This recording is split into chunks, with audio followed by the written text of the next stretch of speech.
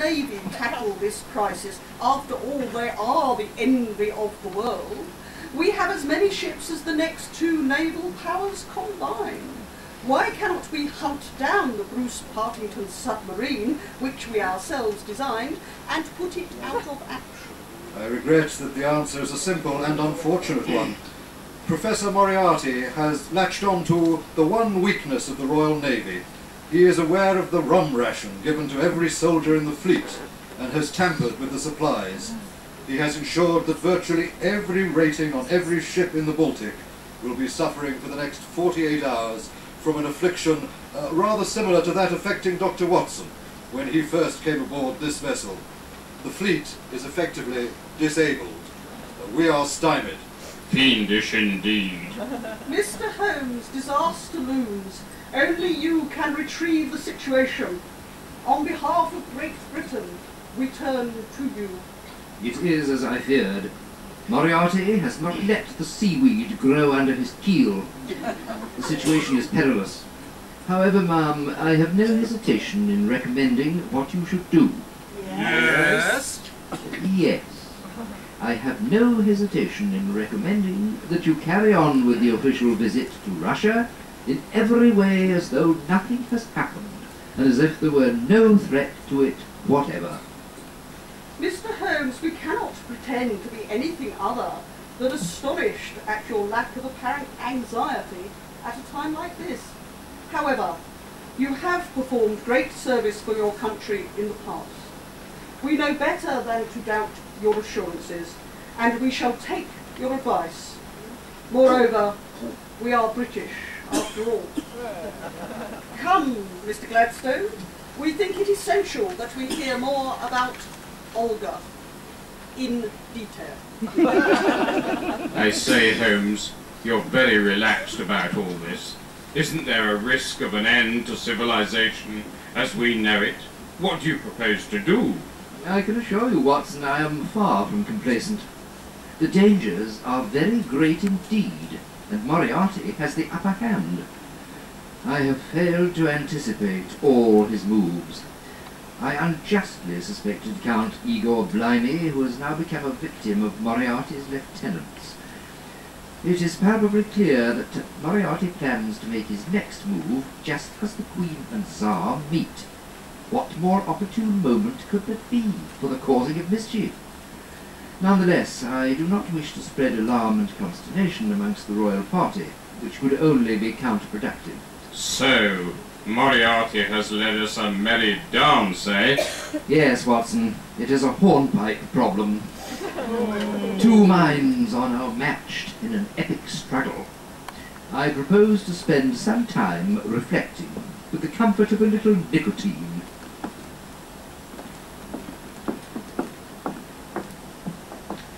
We now find ourselves at the quayside in St. Petersburg, adjacent to the Winter Palace. No further news has reached Holmes or the royal party as to Moriarty's schemes or the location of the Bruce Partington submarine, and tension in the British party has risen almost to breaking point. The Queen is in the process of disembarking from the royal yacht with Mr. Gladstone. So, Mr. Gladstone, we shall feel somewhat more comfortable after we have met and confided in the old Etonian Count Tallstory. We assume he must be one of the welcoming party we can see drawn up at the end of the red carpet. Indeed, ma'am, it will provide us with a modicum of reassurance. In the meantime, I have been asked with the greatest of respect to ensure that your Majesty don this fashionable blue footwear before entering the Imperial Palace.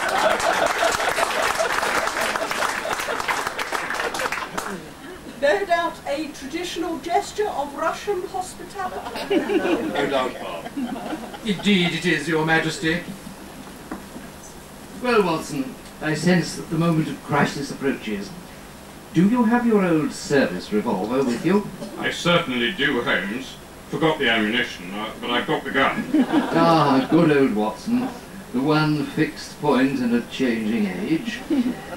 By the way, I understand you have been given a little task to perform.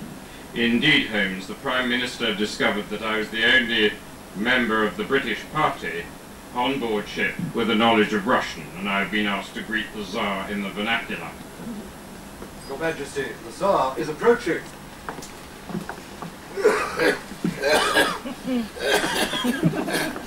His Imperial Majesty, Nicholas II, Tsar of all Russians.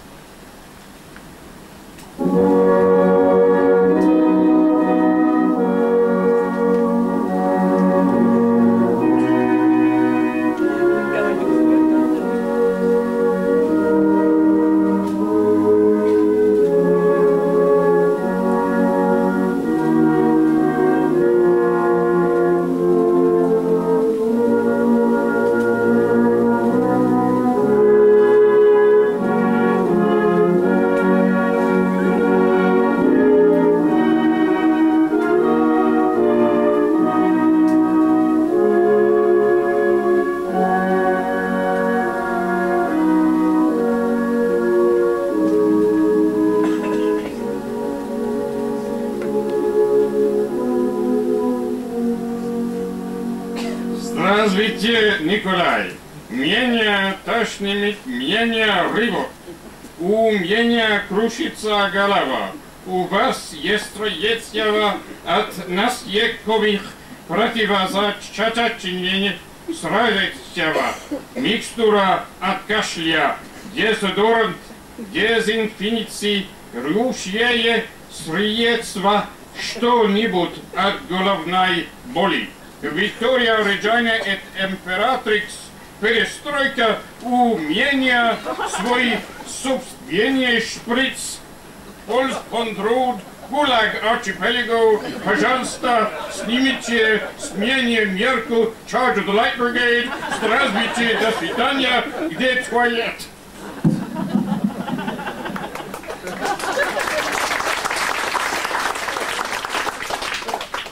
What the devil was all that about?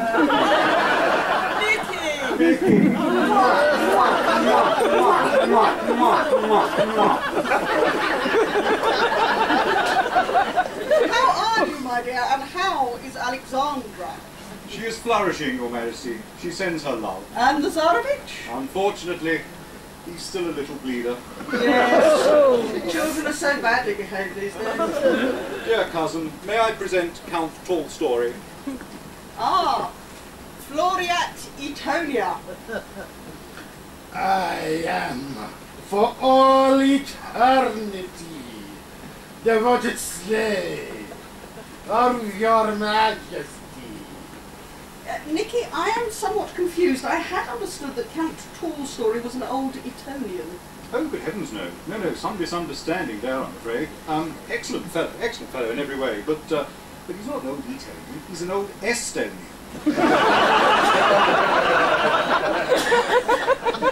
Mr. Gladstone, who is responsible for this blunder? It appears that our supposed ally in the Russian government will be useless.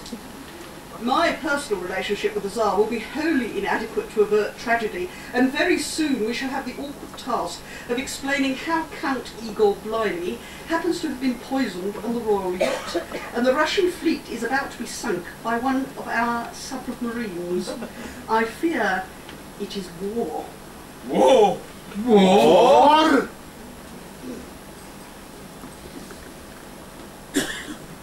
Your Majesties, much as I enjoy a touch of the dramatic, I feel it is time to bring matters to a conclusion. I am glad to tell you that a villainous scheme with ghastly potential consequences has been foiled. The perpetrators are unmasked. War is averted. What's this all about? Your Imperial Majesty will forgive the air of mystery and apparent impertinence when all is made clear in due course.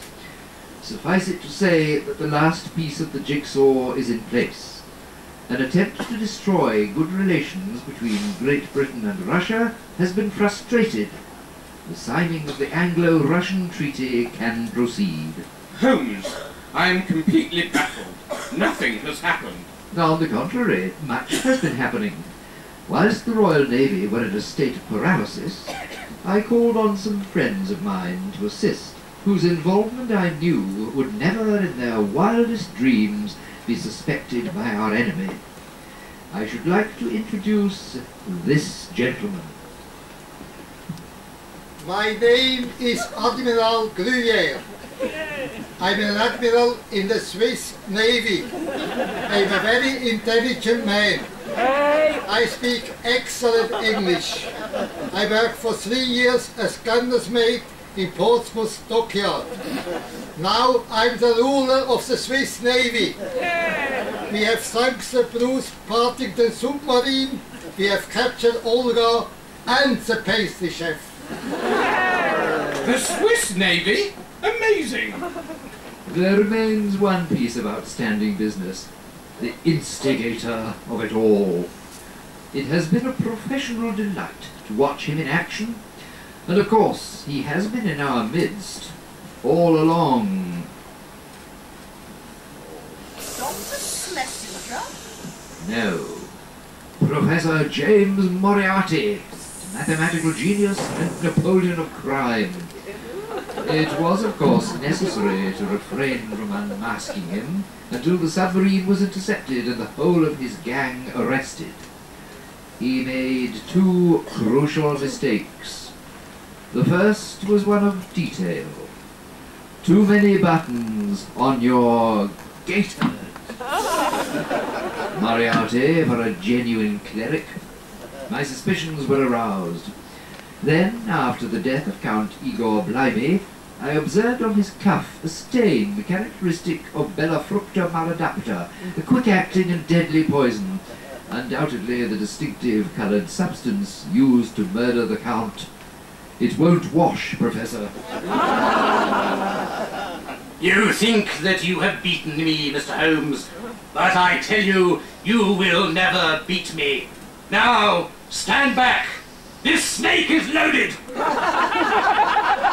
deadly Russian swamp adder. Its venom can kill in 20 seconds. But I am ready for you.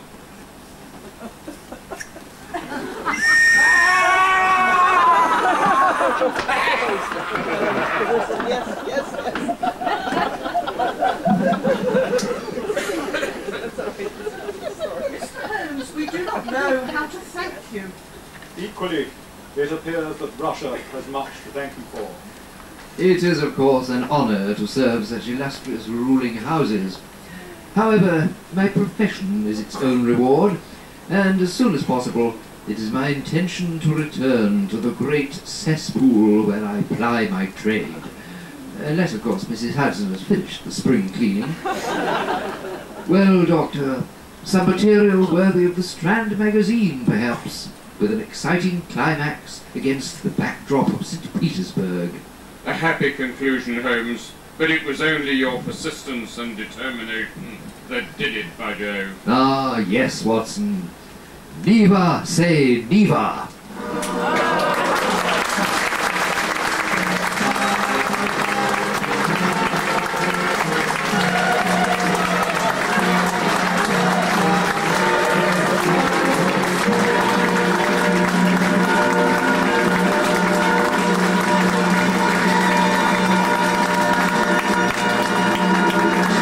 Ladies and gentlemen, Sherlock Holmes Society of London and their radio play.